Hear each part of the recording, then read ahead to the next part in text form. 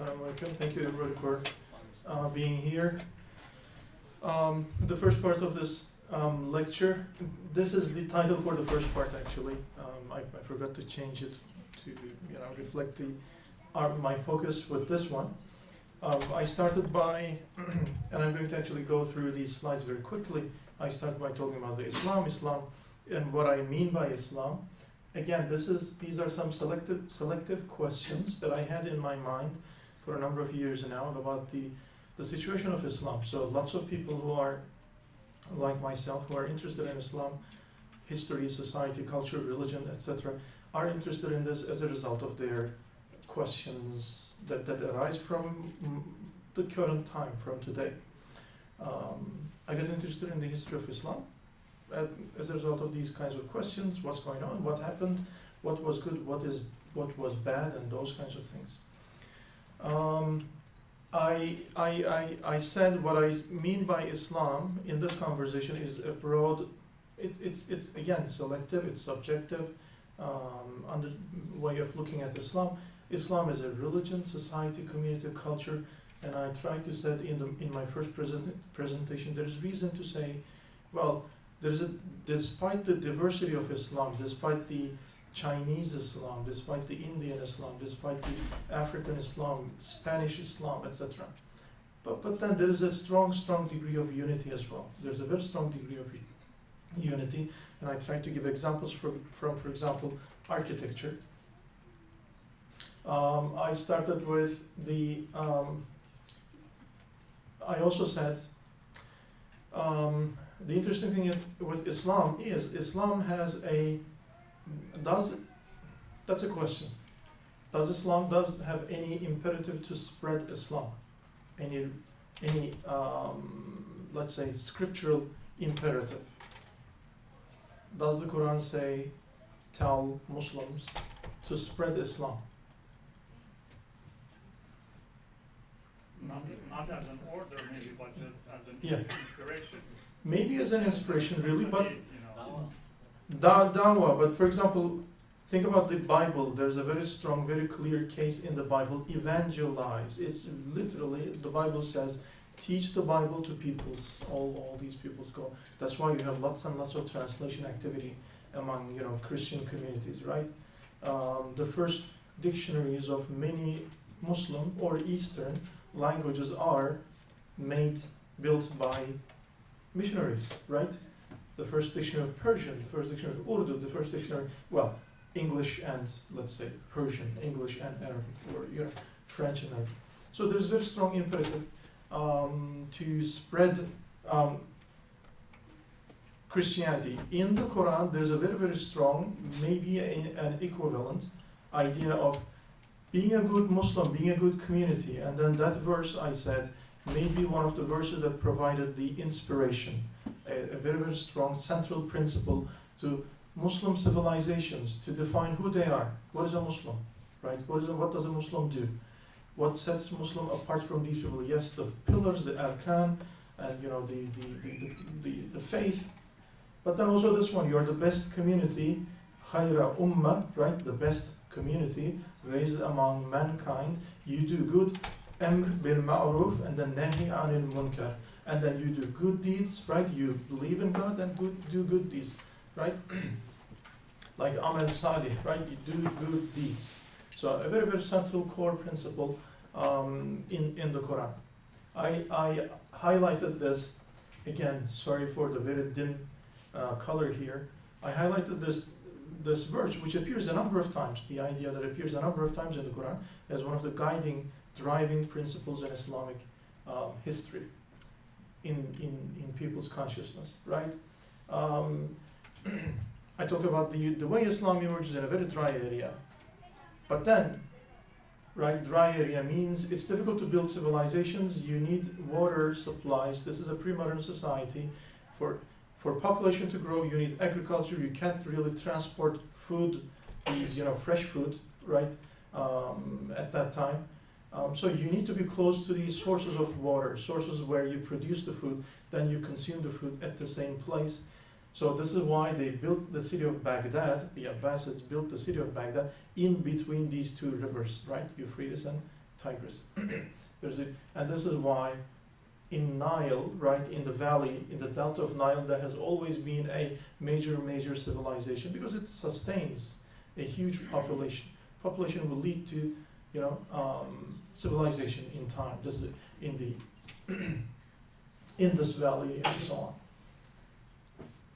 And then, despite the fact that this area has never seen a civilization before, I gave the example of, for example, the Quran being the first, text, first book in Arabic. There are no books, there is no writing, except a few, rock inscriptions in Arabia. You don't have, Arabs don't even have their scripture set yet. Only after the Quran, Arabs will begin to think about their scripture, the alphabet, the vowels, right, with all the harakat, and some of the long vowels, alif, right? This is why in the text of the Quran we will have a number of ways of writing the long alif, the long vowel, right?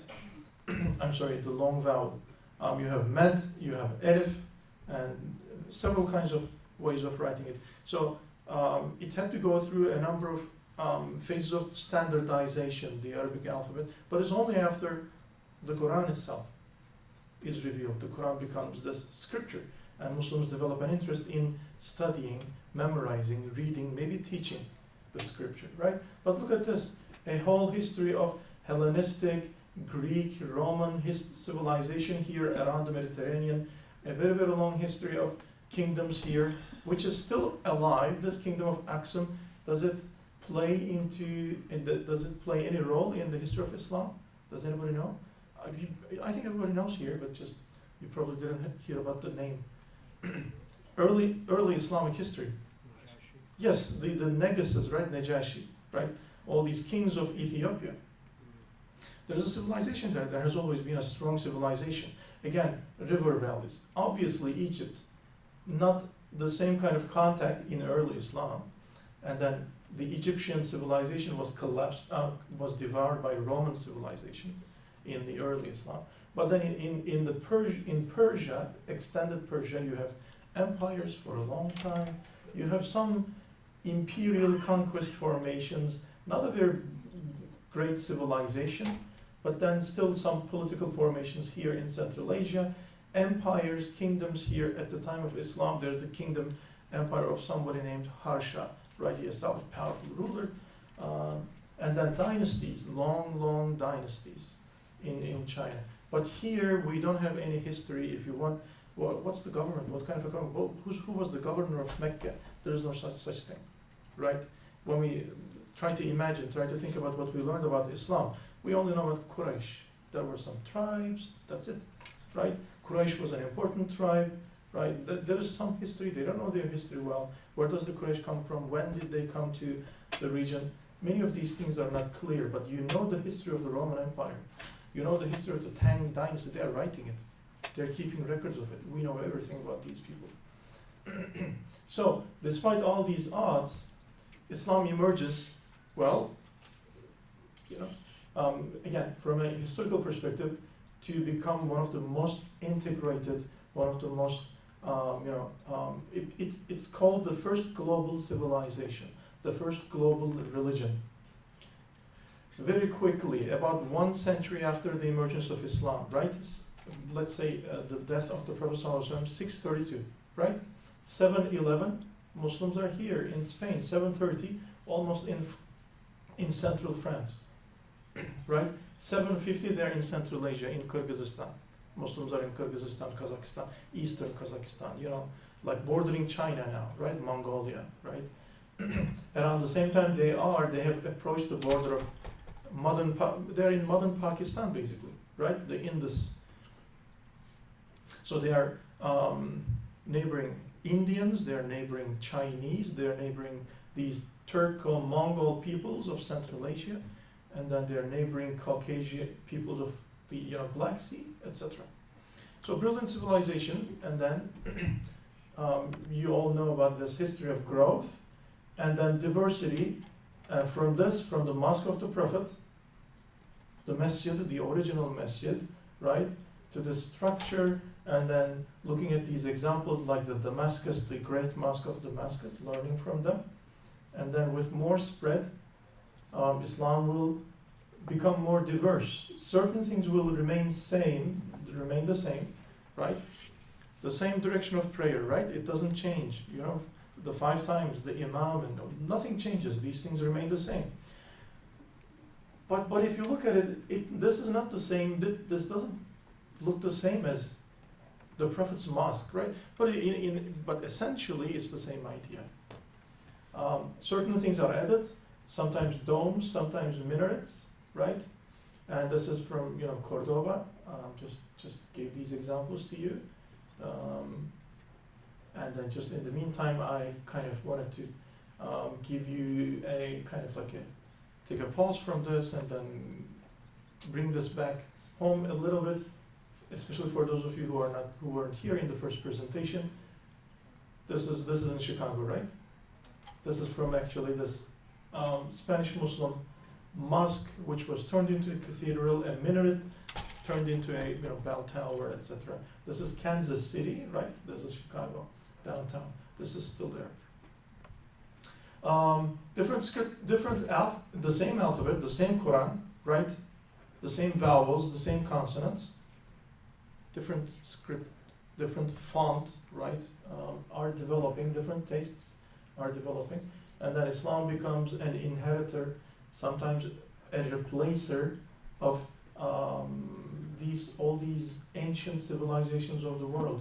They learn from the Indians the idea of zero, but then they give a name to it, and then they develop it to make algorithm, algebra, etc. They learn from the Greek medicine, and then they develop it, build on it, and so on. So you don't really have Europeans studying from Greek sources. The Greek medicine, they study the Greek medicine, Greek philosophy, for example, from Arabic sources in some cases, because the originals were lost to humanity. Muslims were preserving them. And when I say Arab, at this point I should switch to Muslims, right? It's now a mixture of, societies. North African people, Berbers, right? The conquest of Spain was a Berber conquest, to be precise. These Berber Muslims in North Africa, Algerian, Moroccan, they were the ones who led the conquest. Turks on the other hand, Indians on the other hand, and so on. They are becoming part of Islam. And Islamic civilization, right? Obviously, in Islam itself, there is the wahy, there is the revelation, there is the prophetic vision. But in terms of civilization, culture, society, Islam is what continued, replaced Egyptian, Babylonian, which is Iraq, right? Indian, and then combined all of these influences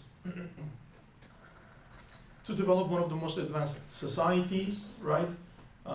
Beginning maybe 8th century, 9th century, 10th century, Islamic societies are, relatively healthy, right?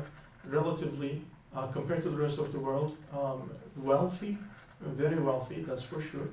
And then very successful, politically, militarily. They are at the center of the world in, literally, figuratively, they are the most prominent civilization. And there's a degree of unity.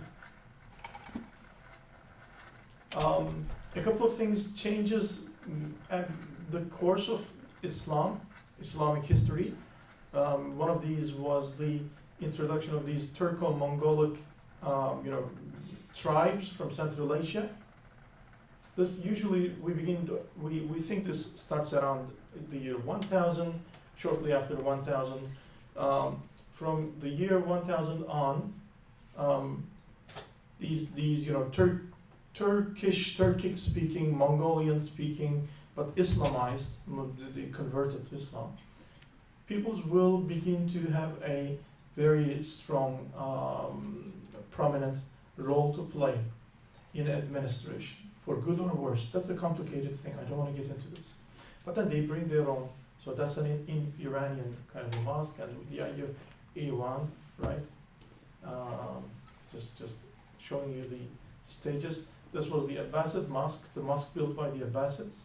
This is the mosque built by these Seljuks, right? Added these huge gates.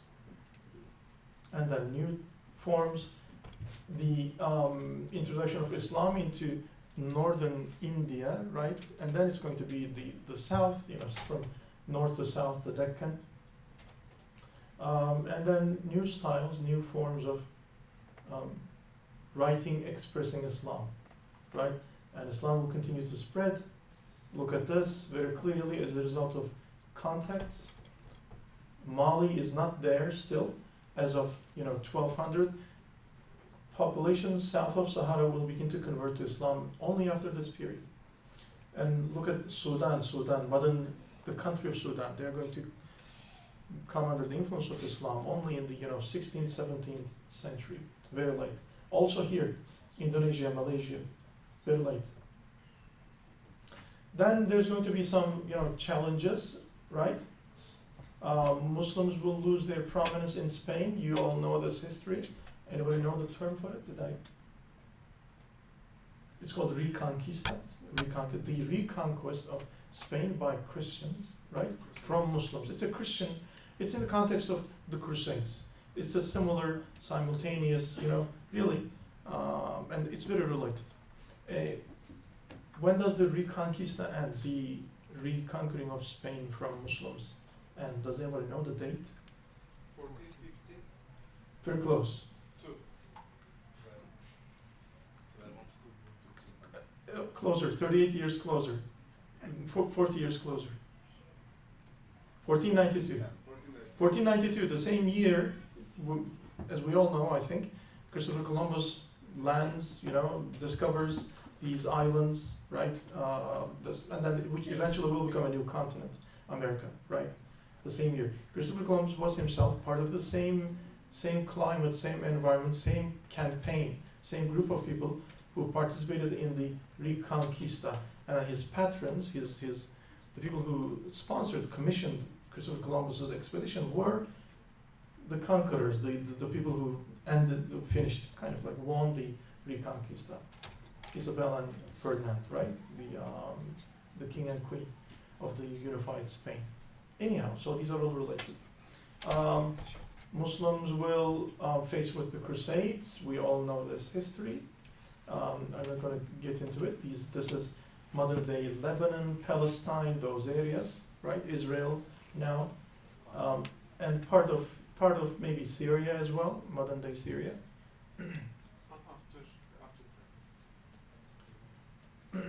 And then the other thing I think I was able to get here that had a huge impact on Islamic history was the Mongol invasions, starting around early 1200s, 1220s, right? Do we hear about Mongols? It's an interesting case when in history classes we compare it to emergence of Islam, because Mongols also didn't have a lot of history to them before Genghis Khan. Before Genghis Khan, you do hear about Mongols, but this is a very minor, very insignificant community somewhere in Central Asia, somewhere in the steppe. They have wars and peace with the Chinese, right? They don't play any role really in the history of Islam. Muslims don't have a lot of contact with the Mongols. Turkic-speaking peoples neighbor them, and then some cultural relations, but they're separate, right? Turkic-speaking, Mongolian-speaking, separate communities. But then at this point, they emerge and they end up creating the largest empire, land empire in the history of the world, right? How does such a community of people who are unknown, yes, they become ferocious warriors and so on and so forth, number one, but how do they convince the Chinese to stay under their rule? How do they kill every Chinese? Are they like yes, they are very brutal, very, very murderous. The conquest itself is very, very violent, but the problem is when we compare it to the emergence of Islam, which is also a shocking, unexpected, Islam bringing down the Byzantine Empire, Sasanian Empire, Egyptian civilization, replacing those things. Mongols do not replace any of these civilizations. They contribute to other civilizations, right? But then they don't influence the culture, religion, society in a major way. They actually are very open and flexible. That's a good thing. They learn from the Chinese, They learn from their neighbors to the west, which are Turkic-speaking peoples here. They learn from Iranians. One of the things they learn from these people is Islam. So Mongols convert to Islam. Most of Mongol communities will convert to Islam. And some of them will actually invade India later on, their descendants. Anybody know their name? Mongols? The Mughals. The Mongol, that's the same word, of course. Just for the spread of Islam or destruction of Islam? For example, Initially, in it's Turkmenistan, they burned down all Yeah. the libraries Yes. and killed millions of people. over Yes. there, so. initially they destroy everything in their path. It's one of the most brutal. So unlike the Crusades, for example, Crusades were destructive, but nowhere near as the Mongol invasions. The Mongols destroyed the city of Baghdad, for example, which was the capital of the Abbasid Caliphate, and not only destroy it, but they end the caliphate as well. That's a shock to Islamic world, to Muslim world. So there's no more caliph. That's a very important point. I don't want to get into details. These are very important topics. Very catastrophic. But then Mongols themselves convert to Islam and then begin to spread Islam to places Islam was never before, into Russia, for example, right? India, descendants of Mongols, these descendants of Genghis Khan. The presence of Islam in China owes much, I'm not going to say all, but much to Mongols, because many of their advisors were Muslim. Many of the scholars, bureaucrats under the Mongols, they were Muslim.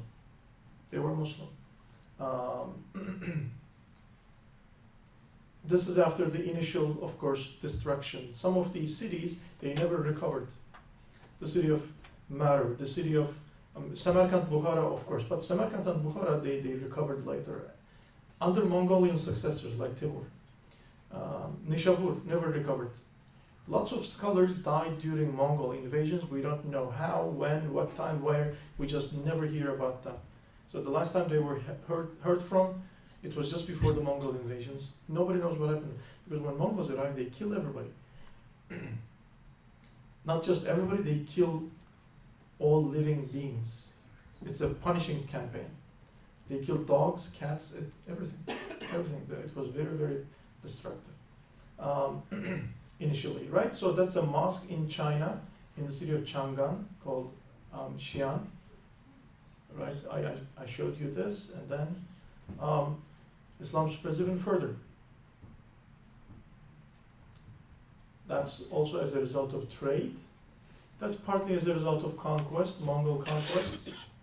And this is also related to Mongol conquest, but it's not the initial Mongol conquest, let me be clear, right? Not just like Genghis Khan's successors, but deep down the line, Timur and Timur's successors who claimed Mongol descent, Babur, under leader Babur, and then his descendants, they captured India, right?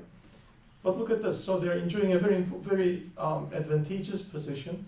This is the trade networks. These are the communication lines, right? Where ideas, wealth, right, technology, science, everything, religion, of course, people are traveling. Most important circles of communication: Mediterranean, Sahara, right? Indian Ocean. Look at the spread of Islam in the Indian Ocean. It's directly as a result of almost like the monsoon winds, right? Like really a reflection of how trade works in the Indian Ocean. So Islam spreads here to the east coast, spreads here, to the west side of Indian Ocean, the eastern Indian Ocean, as a result of all of these communities, communications. So that's the spread, vitality, strength of Islam. The question I asked towards the end of our conversation was, what do you think was some of the best examples of Islamic architecture? For example, Islamic art. You would usually think of these works that are built in this time, like 1500, 1600, 1700, some of the greatest works. So it shows something, the vitality, the vibrancy of culture, the strength of the tradition. All of these people call themselves Muslim, right? I'll give you the example of Ibn Battuta. Who knows about Ibn Battuta? Ibn Battuta. Can I see? Yeah. The traveler, right? The famous traveler, Ibn Battuta. The 13th century.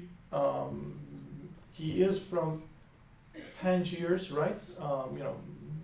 Morocco, basically. He just a well-educated person, a well-educated, Muslim. Really, not an exceptional scholar or anything, really.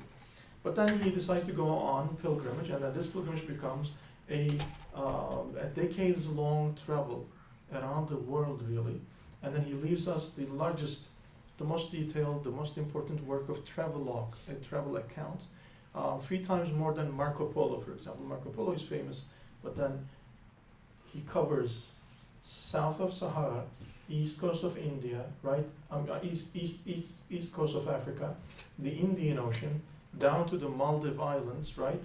He talks about the Islamization of these communities. He talks about the money, the coins he saw here, the people he saw here from Morocco to Mali.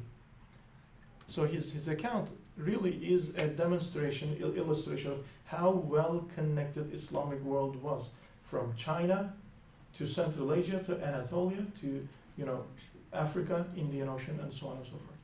He was educated here, he stays here, he takes up residence, he marries, he gets jobs, right?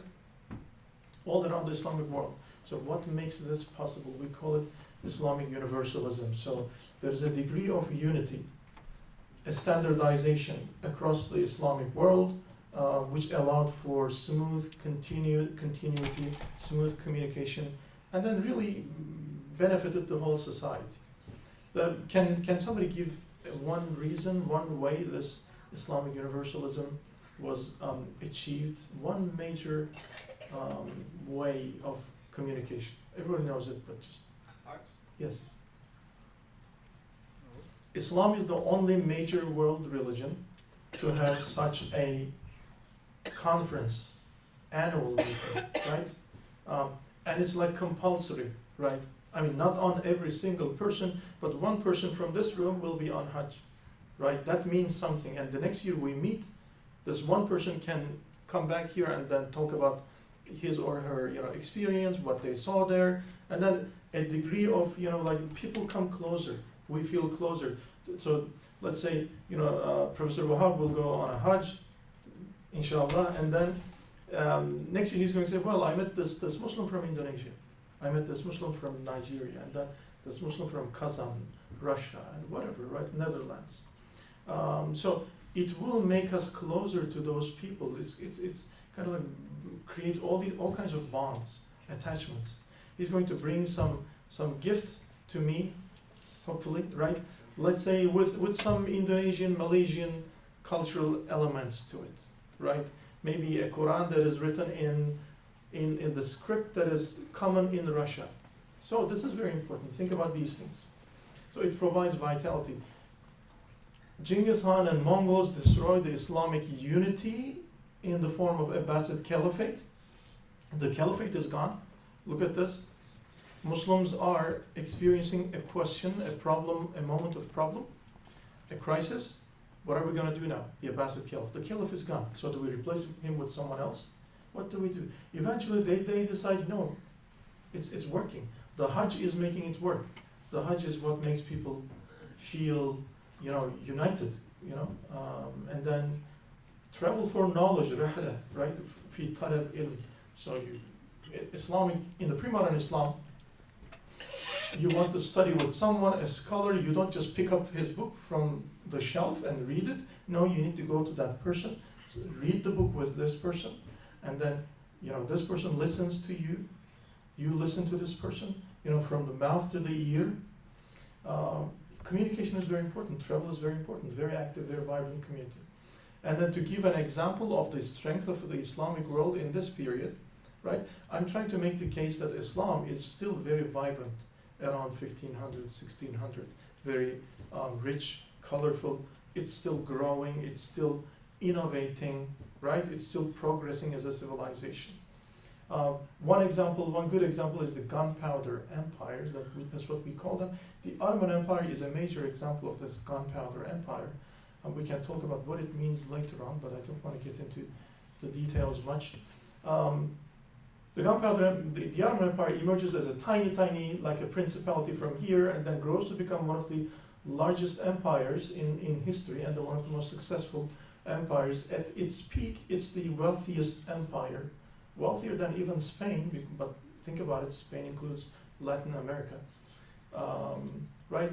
And then today we have more than 30 nations. After the break of the Ottoman Empire, we have more than 30 nations emerging from the areas that were ruled by the Ottoman Empire. Spread of Islam into Southeast Europe during the Ottoman Empire. Several communities looks like wholesale converted to Islam in the meantime, including the Bosnians, including Albanians and so on, Kosovans, and some communities converted to Islam. And some cultural influence as well.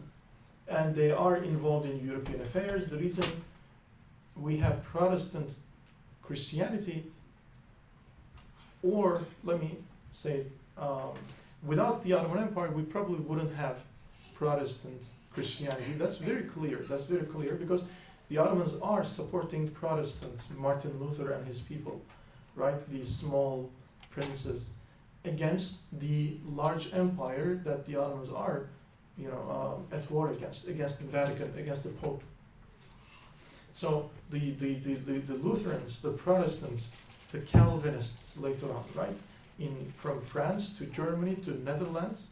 So they survived as a result of direct Ottoman intervention, right? Not only this, the Ottomans maintained a colony in Indonesia, in the Aceh, in the small island kingdom of Aceh, for example. So they maintained this as to be able to compete with the Portuguese in Indonesia, in the Indian Ocean. So very interesting, very powerful empire, very strong empire really. They are part of the discoveries, age of discoveries. The Ottomans are interested in the Americas, right? The oldest map of South America is an Ottoman map. The oldest map of South America is actually a map by the Ottoman cartographer, naval admiral, some of you know his name. The Piri Reis, some famous. So his map is the oldest extant. There were obviously older maps, but then they didn't survive. So very successful empire, and then again attested by its brilliant architecture. Look at this, an extended mosque complex. Anybody know where? I'm not gonna say where, but what mosque and complex is this?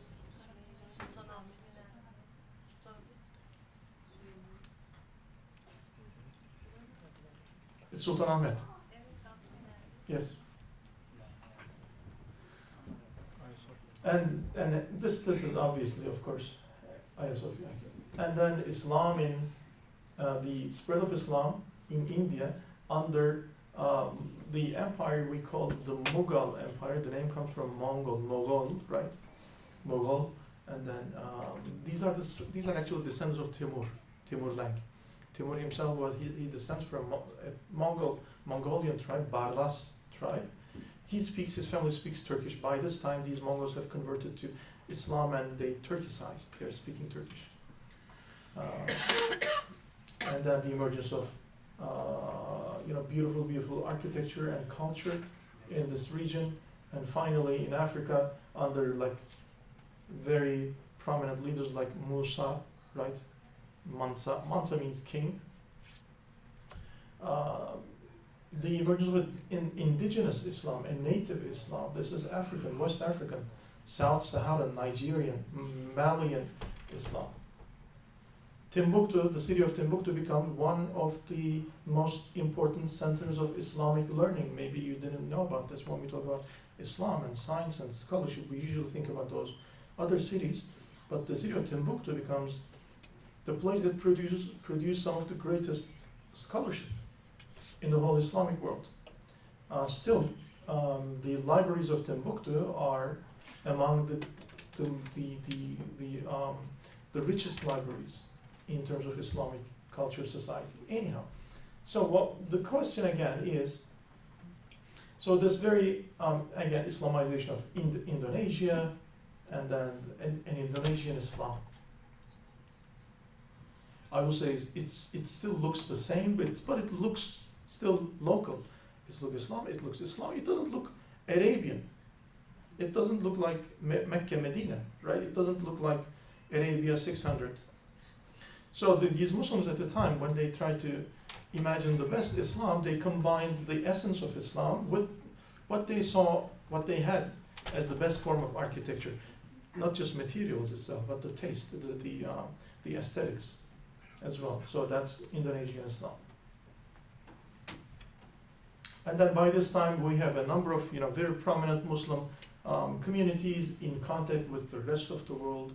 This is to say, 1500, 1600, Islamic world is very prominent. I talked about this text, I'm not going to go through it. And then something happens.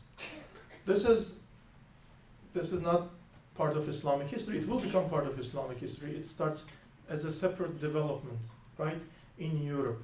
The reasons are not for us to discuss here. That's obviously we all know the history. Usually around 1492, rightly at that time, right, the Portuguese and the Spaniards, they begin to explore.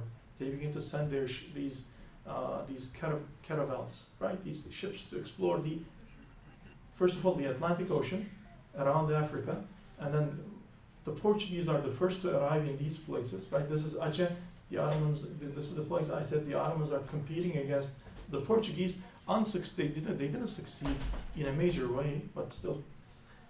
So the circumvention of the continent, Magellan's discovery of the trade route, and if, just to kind of like take a pause here, and then if anybody is watching this TV series, Portuguese, Japan, okay, apparently nobody, called Shogun, right? That's kind of the history of how the Portuguese arrived in Japan and then how they kept it secret from other Europeans as part of religious wars of religion. It's not necessarily as a way of maximizing profits, but also a religious competition. So Catholics hate Protestants, vice versa. And then not only that, Spanish and Portuguese, they can't get along. The Pope has to intervene and then draw a line. Anyhow, a major, this is usually not studied very well, a mesmerizing expansion of Russia. Russians are also very interesting. So Russians don't have a huge history, but suddenly around the year, beginning in the 16th century, they begin to expand and expand and expand, and they establish one of the largest empires. Right? This is the Russian expansion. And the Ottomans are experiencing difficulty and the decline, military decline, defeat, right? And they are losing territory. But in the meantime, Islam is still spreading. This is 1700s, Muslim empires are beginning to experience difficulties militarily, politically, right? And then also economically. Their sources of revenue are shrinking, getting smaller and smaller. But then Islam is enjoying, still an expansion, a growth. So this is the spread of Muslim.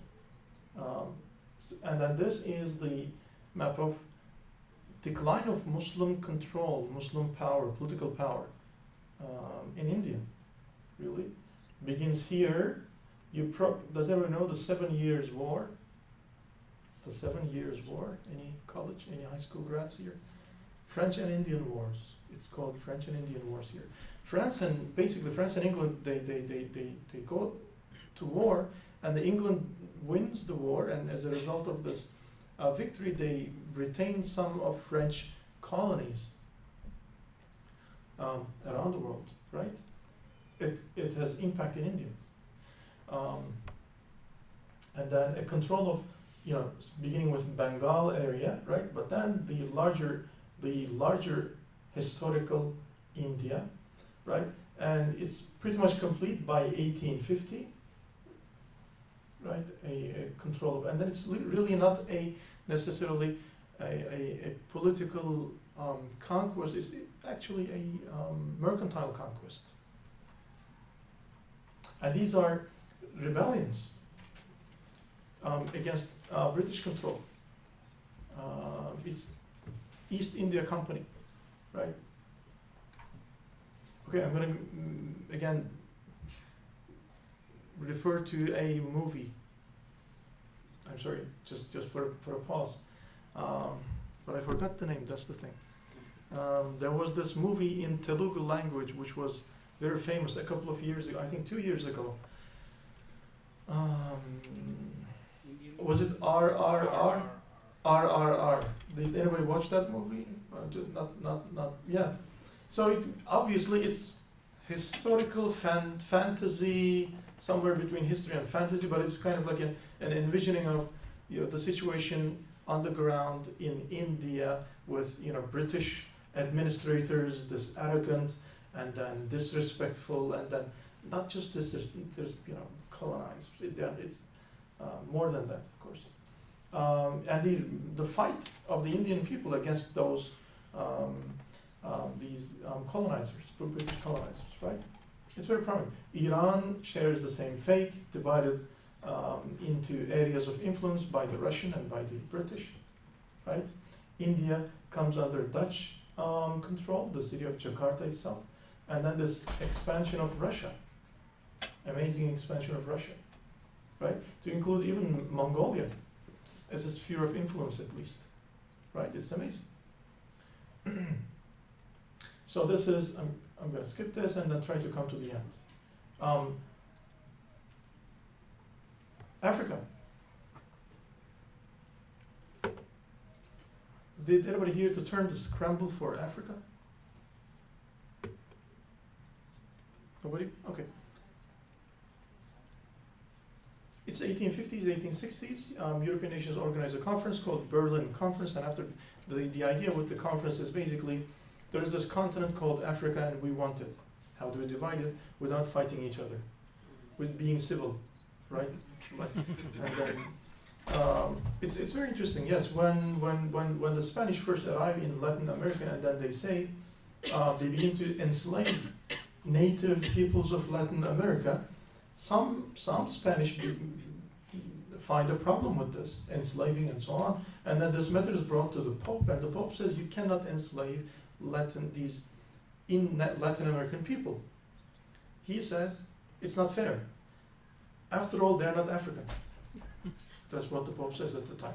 So I'm not going to go into it in detail, but it goes without saying that there's a strong racism, a very strong, European, this ideas of, supremacy, and the idea of being white emerges in this period. Do you know what the word for slave is in colloquial English in the United States when they talk about a slave?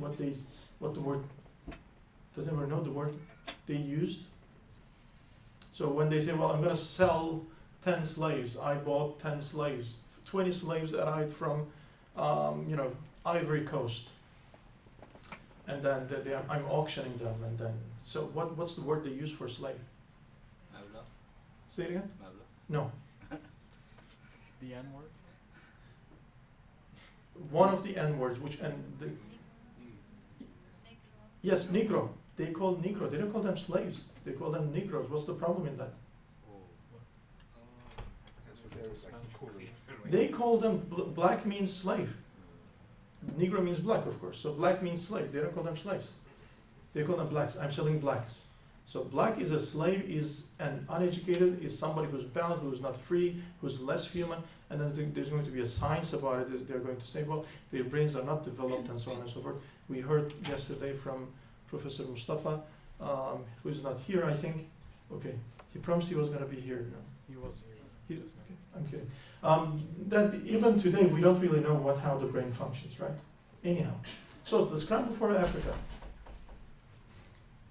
This is really part of Islamic world at the time, right? And then, but the British Empire intervenes. This is a stamp from 1898 we hold a vaster empire than has ever been. Maybe true, right? You know, even America itself was part of the British Empire, right? It was part of, well, at least the east coast of America. Australia, South America. Very soon after this 1898, they're going to have Egypt, Sudan, and all these lands. I'm going to show this to you. This is very interesting. Did anybody see this before? These ones? Okay. So this is, what does it look like? Alphabet for kids. Around 1900, this is true. You can still find this. This is very interesting. I'm going to read this. It says B is. Okay, I have to move away from this mic.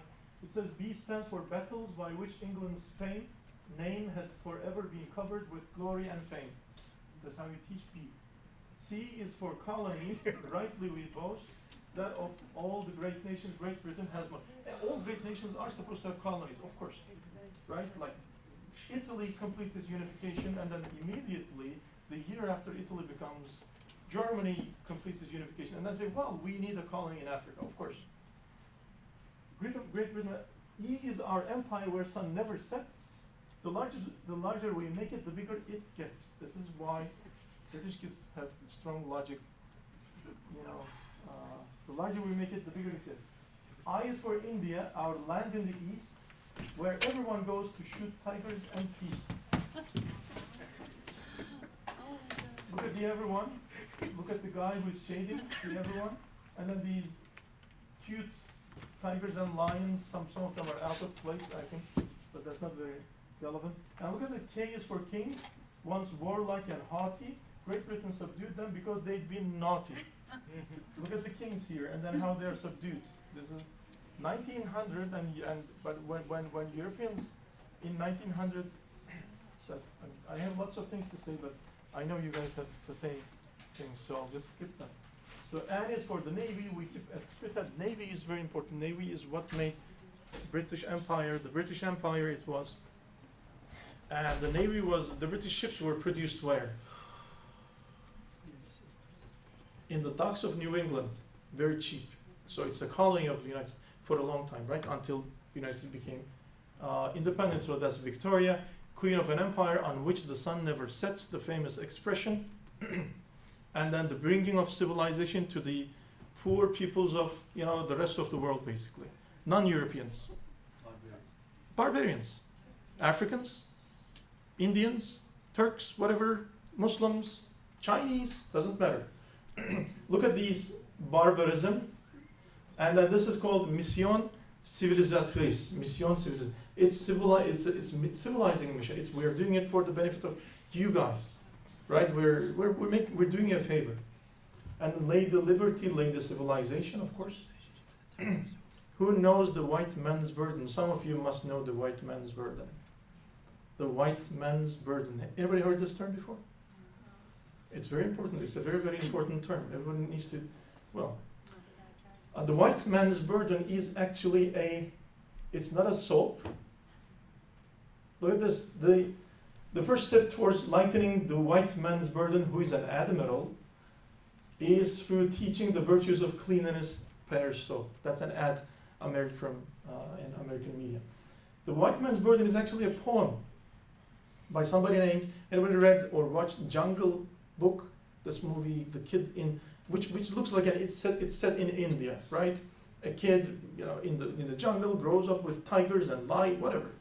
So there's a couple of movies about it. It's a kid's book written by this very, very famous British author named Rudyard Kipling. Very famous. He received a Nobel for literature. He is, of course, part of the British administration. He's a son of these British administrators. He lived in India, he lived in Africa, he lived in the United States. So he is the whole history of British European colonialism, and he's a product of the system. And then he wrote this poem called The White Man's Burden on the occasion of your American invasion of the Philippines, right? This is at the beginning of the century. The Americans are pondering, should we invade or should we not? We invaded, what do we do with these Philippines? Do we become an empire? So the idea is, the frame is here, you are the white man, you are the civilized man, you are the teacher of the world, it's a duty on you to teach these savages the ways of civilization. The poem is very nice. I'm going to read just a couple of lines. It's available. It's one of the most famous poems, really, in history, I will say. It says, "Take up the white man's burden, send forth the best you breed, go bind your sons to exile to serve your captives' needs." Right? So you're serving their needs.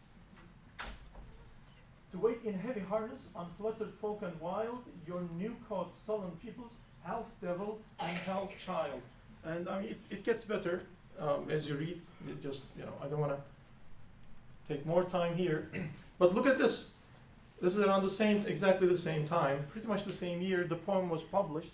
This is a drawing from I can find you the name of the magazine, American magazine, news magazine. And then this is the white man's burden. This white man, who's this white man? This is the American, Uncle Sam, of course. Who's this red coat? The British are the red coat, right? Fat, of course, the American man is at least. So he's leading the way, of course, the British are leading the way. Look at the people they carry. You guys see that? The poor British servant of captives. He's carrying China, India. This is Egypt. It says Egypt here. This is Zulu, which is Africa, right? South Africa. And then this one, maybe Middle East, probably Middle East. It looks like some Middle East. Maybe even Arabia. I think it's Arabia. They wrote it, but I'll try to find maybe a better version of this photo. And the other guy, the American, is carrying. Look at this. Cuba, Hawaii. It's Cuba. It's Hawaii. It's Puerto Rico. It's Filipino, right? What did I don't want to get too political. Look. And then they are climbing over what? They are climbing this rough terrain, oppression, barbarism, ignorance, superstition. Superstition is a euphemism for any belief that is not Christianity, in this case. It's superstition. And then slavery, look at this. They're climbing over these obstacles of slavery.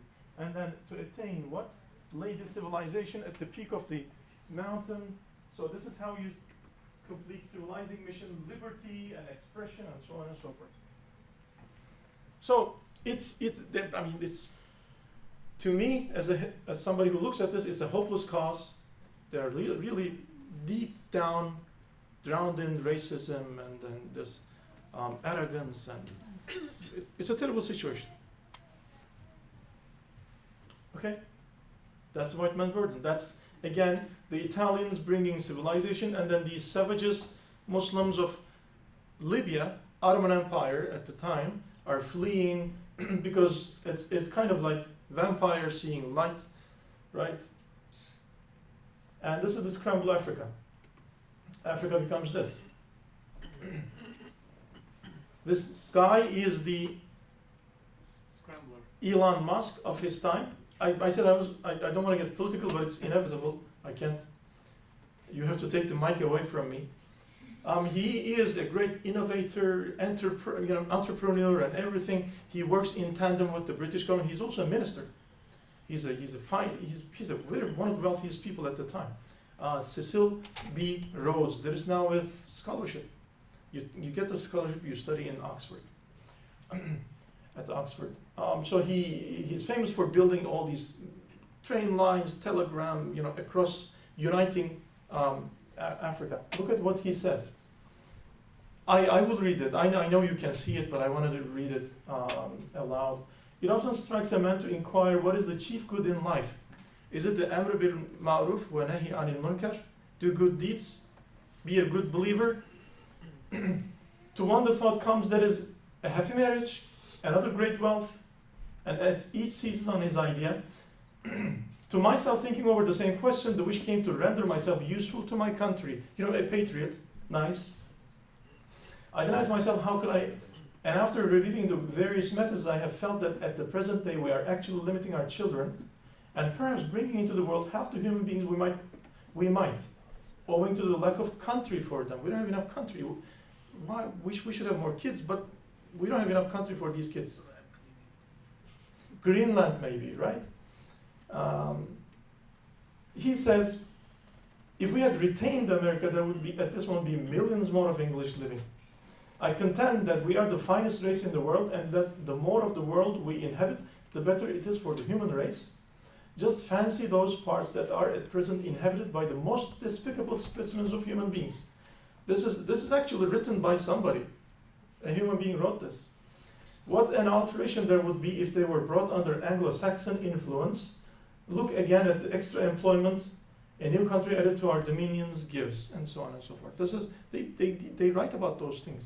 This is how confident, how comfortable they are with their, and then they don't filter their thoughts at this point.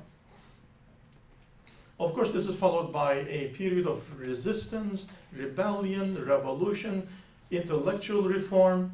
Muslims, or the rest of the world, but I'm focusing on Muslims, are engaged in reform, engaging in rejection of European hegemony, the domination, in intellectual ways, in terms of reforming Islam, in terms of reforming their civilization, society, also engaging in military rebellion, right? Military resistance. Many Sufi movements turn into military resistance movements in this time.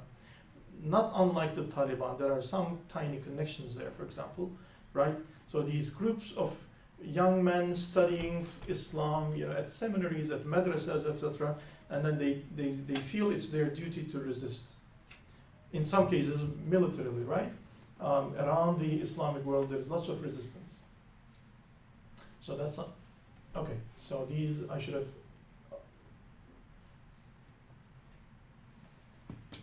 So, in economic terms, it's called the peripheralization of the world. It's not just happening to Muslims. Yes, that's true. It's happening to non-Muslim Indians, happening to Chinese, happening to non-Muslim Africans, and so on and so forth.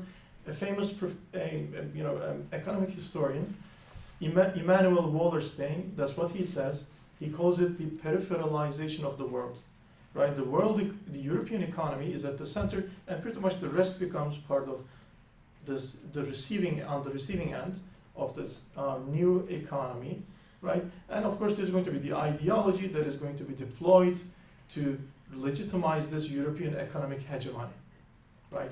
It can be patriotism, it can be a civilization, it can be a missionary activity, anything. Okay, so this is Europe, right? Under European control, right? And then European influence, European colonization, European influence.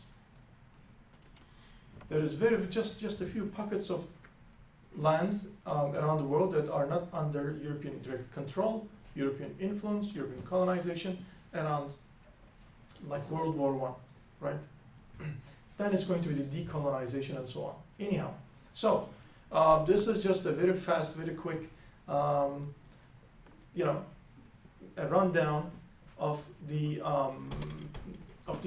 major events, turning points in the history of, what was good, what went wrong, right? What was going well, and then why did it go wrong, etc. So I know I have little time, but even if everybody leaves the room, I'll still continue speaking.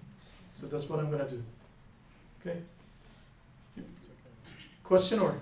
Yes, Professor. You look back many centuries.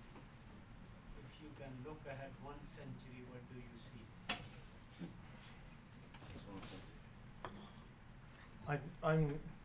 I can't give a good answer to this. That's a very good question. This is why I said questions to ponder. Many trajectories, many possibilities. It depends on, I have one question here, what went wrong with reform? Maybe looking at those answers about those questions. So this is from a Canadian American Presbyterian scholar of Islam, a very famous, brilliant scholar of Islam, Wilfred Smith.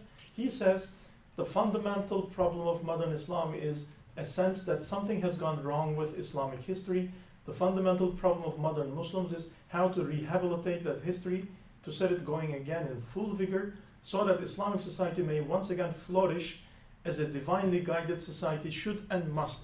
The God's promise, right, on human beings. Okay, thank you. So, the fundamental spiritual crisis of Islam in the 20th century stems from an awareness that something is wrong between the religion which God has appointed and the historical development of the world which God controls. So this is a major, for me, this is a really major problem. So until 1600, 1700, technology, political supremacy, economic wealth stemmed from the Islamic world to the rest of the world, right? Europeans learned from Muslims, right? But after 1700, it's the other way around. We call this the Great Reversal. It's a very important, part of world history, the Great Reversal, especially from a Muslim historical perspective, right? For example, in the 10th century, in the 11th century, a Muslim historian would say this. I'm not saying this is good, but he would say the peoples of the north, he means Europeans, that you are in the Mediterranean, you call them peoples of the north, are those for whom the sun is distant from the zenith, cold and damp prevail in those regions, and snow and ice follow one another. The warm humor is lacking among them, their bodies are large, their natures gross, their manners harsh, their understanding dull, their tongues heavy. Their religious beliefs lack solidity. Those of them who are farthest to the north are the most subject to stupidity. Grossness and brutishness, Nordic, Slavic. But then this is the reversal. 19th century, around 1900, this is a famous French philosopher, scholar of religion, Renan, says, everyone sees clearly the current inferiority of the Muslim countries, the decadence of the states governed by Islam, the intellectual incapacity of Muslims, and so on. It's pretty much the same, the other way around. So obviously the question of what went wrong is a fair question. Some people say, Europeans attacked, and then that's true, of course. This is what I explained, assault from the outside. And then some will say internal problems with Islamic civilization. I told about this, global economy transforms, it devours India, China, the rest of the world. So Islam was not alone in that process. This is called the Great Western Transmutation by historians, right? The age of discoveries, Reformation, Enlightenment, and then Industrial Revolution, and so on. This happens. And then how about in terms of Islamic history, there are so many questions, I don't have the time to go into these things, but then they highlight a number of problems, right? They say, is it the bid'ah? Did we corrupt Islam ourselves? Did we not remain faithful to God's, commandments, God's, to the Quran, to the teachings of the Prophet, sallallahu alaihi wasallam, right? I have just questions, Professor Inam, and then some people in the audience are better equipped than me to answer these questions, really. I think we need to think about what went well before. The spread of Islam, think about this, Islam spread to so many places, sometimes as a result of conquest, sometimes as a result of trade relations, etc., but never as a result of forceful conversion, of course. There's almost no such, very, very little, very, very exceptional. But then, so just one question I'm going to ask. So if somebody here, let's a white American man just gets interested in Islam and then converts to Islam, what are some of the things they would do? This man, this guy, let's call him, I don't know, Michael. Will he, just a couple of days after his conversion, usually he will try to look like someone from Arabia 600. My question is, did the Indonesians, when they converted to Islam, did they think that trying to look like someone from Yemen, someone from, I don't know, like Hijaz, was part of Islam? did somebody who from modern Uzbekistan, Kyrgyzstan, as part of their conversion, Islamization, embracing Islam, becoming a Muslim scholar even, did they think it is part of their responsibility to look, appear, conduct themselves as a Arabian gentleman from the Qais tribe in the 6th century, etc. So, just these questions. And then some other people, dabbled on the question of what was the good time in Islamic history. Obviously, there are these hadith, we have been talking about these things about the time of the Prophet being the best time, and then the following is the second, and then the third, and then so on and so forth. And then there's a continuous decline, right? There's this understanding. I'm not a hadith scholar, I can't get into this. But historically speaking, there is reason to say, we have brilliant periods in Islamic history. That's what I try to show. Not just the time of, let's say, Hassan al-Basri, or the time of Imam Azam, Imam Ahmed bin Hanbal, right? Brilliant periods, but then other periods are also brilliant. And then the reform, I'll say one thing, I saw a hand there, but I'm going to get back to you. The thing with reform, so Muslims be engaged in a period of, we need to look like Westerners, like Kemal Atatürk in Turkey. He said, civilization is with Europe, Turks are civilized people. He literally said this, that we need to be with Europeans, we need to look like Europeans. His understanding was we need to dress like Europeans. He stopped traditional Turkish music from being played in government institutions. He changed the alphabet, he changed the days of the week and everything, right? Like Turkmenistan, but in a westernizing way, right? And then some took the route of, we need to, criticize Islam. We need to reform Islam. There are problems with Islam. We need to change things with Islam, right? We need to change our understanding of Islam. Sufism was wrong, and then all this thing is not just wrong, it's kufr and bid'ah and all of these things. So many questions. I think we may have found, the Sufism or there's all this thing with bid'ah and kufr, maybe that's not the main reason. Maybe that's not. There are part of the problem. There are some indicators of some decay and intellectual stagnation, but not the core, not the root causes of these things, right? Maybe the reformers of the century, because think about this. This is what Omar Muzaffar was talking about in a couple of days before. Muhammad Alexander Webb, anybody remember the name? Was this American consul, first consul to the Philippines. He converted to Islam, went to Philippines, converted to Islam.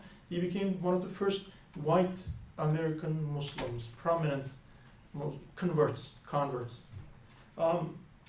This is at the beginning of the century. His recipe, his identification of the problems are exactly the same. Muhammad Abduh, a bit before him, right? Today, scholars of reform, Islamic revival, they talk about the same things. How come we're still there? How come we're still in 1850? The creation of the Aligarh University, the creation of the Deobandi schools, right? Pretty much the same time. They identified similar problems. We're talking about similar set of, still the similar list, maybe the same list. How come we haven't really progressed there? So there needs to be a reform of the reform, the rethinking of the reform, maybe, right? So from Wahhabism to Kemalism, Wahhabism also he attacked the situation, the status in Islam at the time, from a different perspective, right? Kemalism attacked it from another perspective. Iranian revolution, another Khomeini's revolution.